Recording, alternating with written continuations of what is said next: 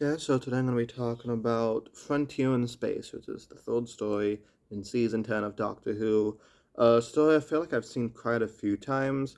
I don't know why, I just feel like it's just on a lot on Pluto.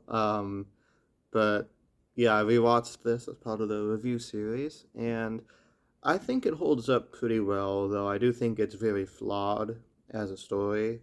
Um, the production values don't really help it either, but honestly, like if you have a budget of $10, like they seem to have back then, I'm willing to let stuff like that slide.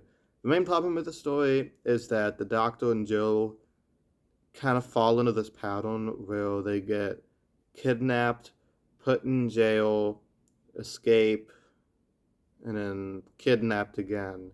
And it just kind of happens over and over again for 3 hours straight. And I don't know. The location changes once in a while. Sometimes they're on a spaceship. Sometimes they're on a different spaceship. Sometimes they're in a quarry. Sometimes they're in this factory building. But overall, I don't know. It just seems kind of repetitive. You could tell they're going for like this epic space opera thing, kind of like they did with the Daleks Master Plan. Um, and the Daleks Master Plan is really good, but it also drags a little bit. This one drags a little bit too. But, I think what makes up for it are the creature designs. I love the Ogrons are back. I like how, like, you keep finding out that it's like a big old villain who's in charge.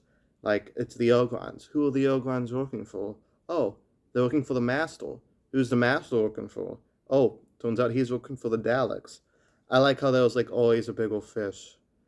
I also like the design of the Draconians. I think they look really cool.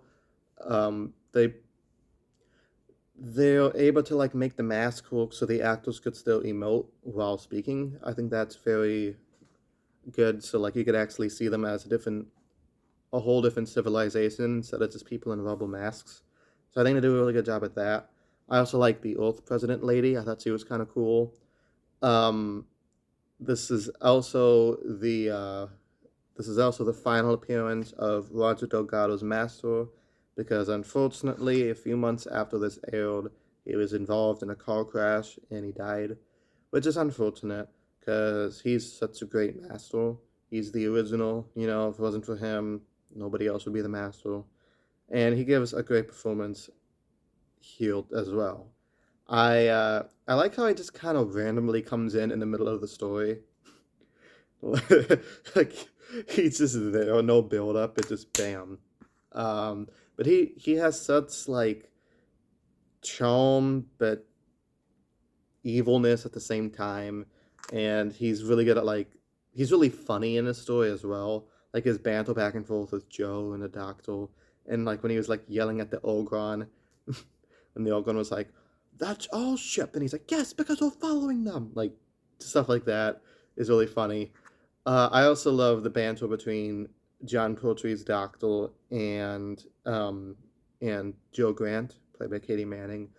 You could tell like they've been friends for years now. This is her third year on the show, and they have such good chemistry together. They're like best friends. uh, Even if it is a little repetitive, like I said, how they keep um, how they keep getting capsuled and then getting out of prison and then over and over and over again. I don't know.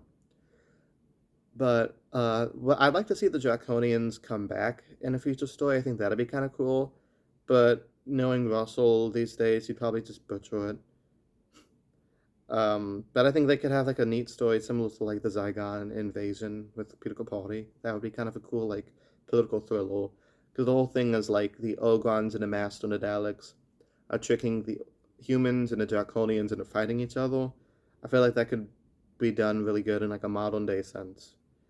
Also, this is like the only episode of Poultry's Run, I think, that leads directly into the next story.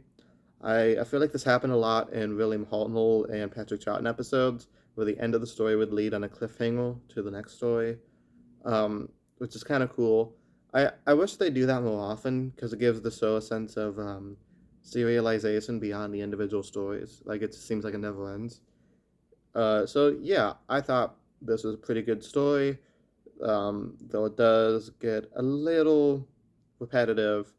But John Poetry and Roger Delgado make up for it. Rest in peace, by the way, to Roger Delgado. So yeah, great monsters, great setting, mediocre story. That's pretty much all I have to say about it. Let me know down in the comments below what you guys thought of Frontier in Space, and I'll talk to you guys next time. I'll be talking about Planet of the Daleks, which has been a while since I've seen that one. Till next time, peace.